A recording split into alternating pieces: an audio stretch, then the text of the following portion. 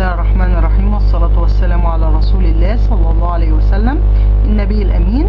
صديقاتي وحبيباتي، عاملين ايه؟ يا رب تكونوا بخير. النهاردة يا بنات الفيديو بإذن الله هيكون فيديو تنظيف، ودوت فيديو من فيديوهات سلسلة تنظيف وتظبيط البيت قبل رمضان، فان شاء الله هنسمي الله. والفيديو النهارده عباره عن غسيل وتعقيم البوكس بتاع الغسيل، والبوكس بتاع اعزكم الله البوكس القمامه. فهنسمي الله وهنشوف الروتين اللي انا بعمله لتنظيف البوكس. اول حاجه هشوف المكونات اللي انا هستخدمها. انا حطيت ده البوكس بتاع الغسيل، ده اللي انا بحط فيه اعزكم الله اللي هو الغسيل المتسخ. كده انا حطاه في البانيو عندي، وجبت طبق. انا ده الطبق دوت مخصصاه وحطاه في التواليت عشان خاطر احط فيه المنظف. ده انا حطيت فيه اللي هي الخلطه اللي انا كنت عملتها معاكم، اللي هي خلطه الاواني، تمام. وهحط عليها حبه ديتول، ماشي، وهحط عليها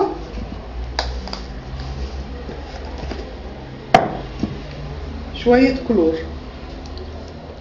عشان خاطر يعني يبقى يعني ارقامها حلوة قوي.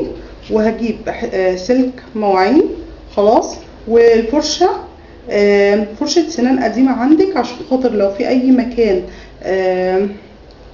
مش هتعرفي توصلي له الفرشة هتوصل له. هبدأ اول حاجة بس هلبس الجوانتي.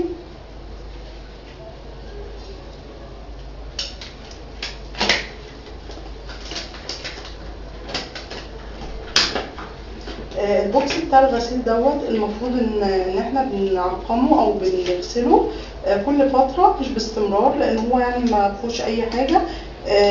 انا بغسله كل شهر، وبعد بس يعني ما بين كل اسبوع ببدا انضفه وانفضه كويس، وبحط فيه اي معطر عشان خاطر برضك ما يعملش روايح في الغسيل، تمام.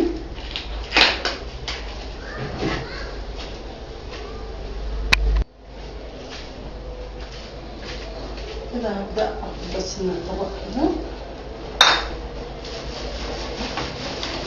شايفين؟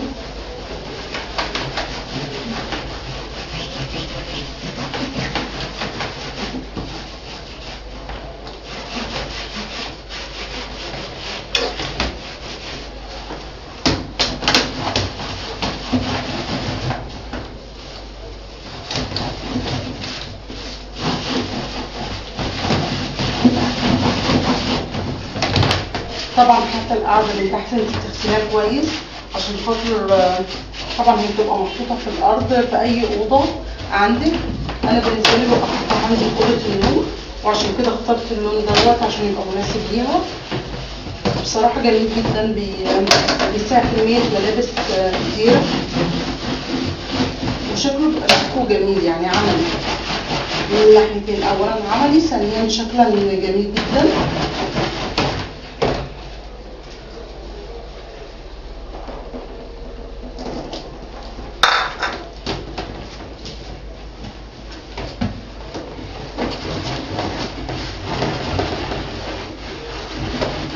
هدعكه كله وارجع له.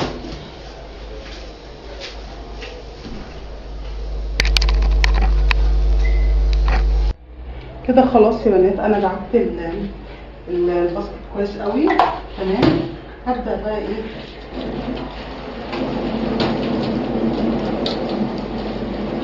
بشطف طبعا كويس جدا.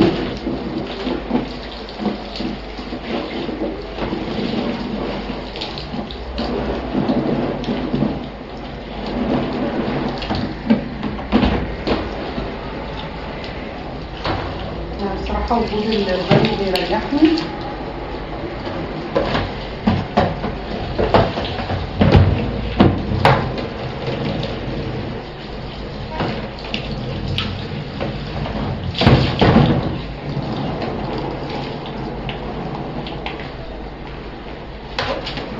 لازم على فكرة بعد ما تخلصي غسيل الباسكت والبوكس القمامه بتغسلي البانيو كويس جدا، بتعقمي.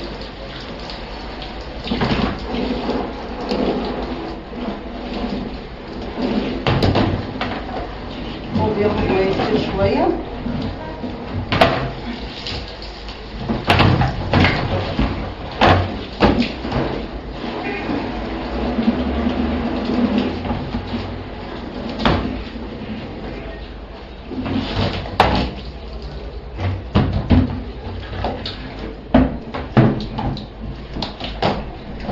بالشكل ده اهو يا بنات، كده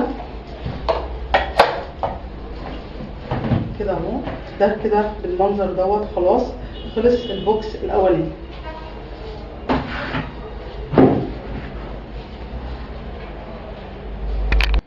بصوا يا حبايبي، انا كده خلاص خلصت ثبت الغسيل او بوكس الغسيل زي ما انتوا عايزين تسموه. ده من الحاجات الجميله اللي انا بحبها في بيتي، من الحاجات اللي انا اشتريتها وكنت فرحانه بيها، وبصراحه لقيته موفر وعملي جدا معايا. تاني حاجه نيجي اعزكم الله البوكس القمامه.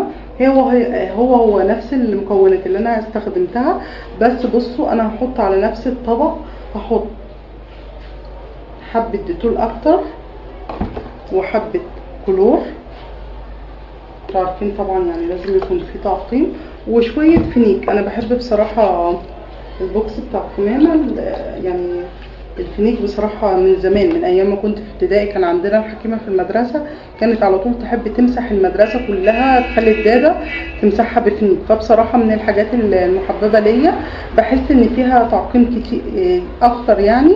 فهنبدا بقى.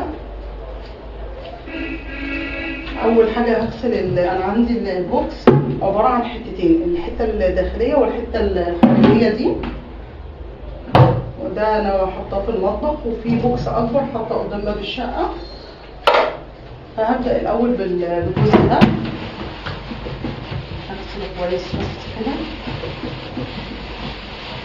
لازم تدعكيه كويس.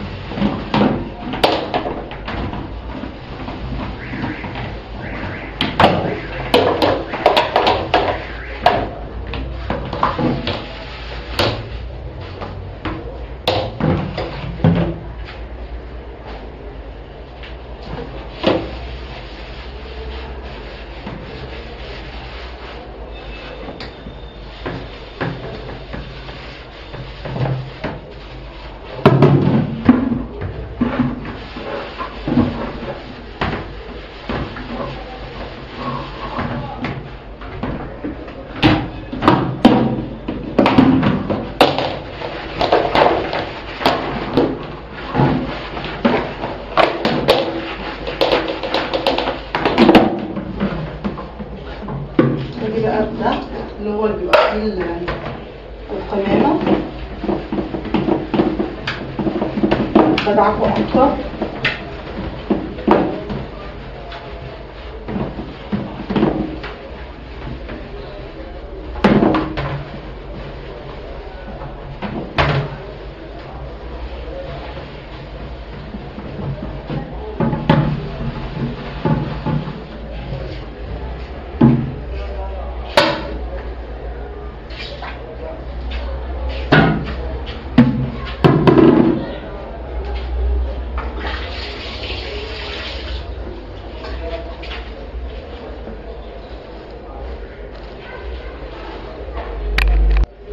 طبعا كده انا خلاص خلصت دعكه. وبصوا يا بنات، بالنسبه للجزء ده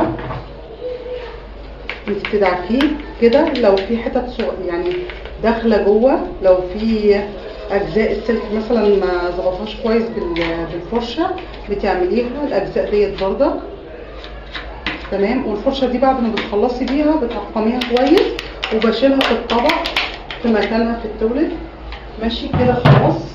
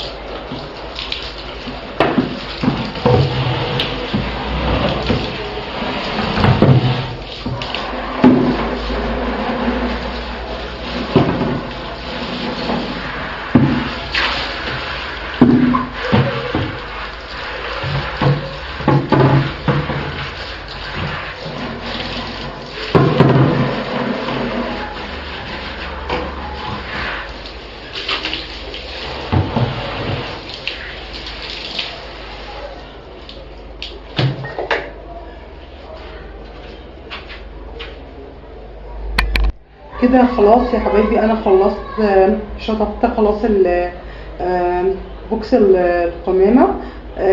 وادي الطبق اهو، غسلته كويس هو والفرشة وعقمتهم كويس بكلور. تمام، هيتشالوا مكانهم. هصبر شوية على بوكس القمامة لغاية لما ينزل المية بتاعته وينشف خالص، وبعد كده هو همسحه بورق اللي هو بتاع المطبخ. تمام، وهحطه في المطبخ عادي واحط له الكيس بتاعه. وبوكس الغسيل بردك هيتنشف كويس بفوطة وهيتحط وهيتعطر، وبعد كده هو هحط فيه الغسيل بتاعي. وبكده خلاص خلصنا الفيديو. يا رب يكون المعلومات النهارده فادتكم، ويا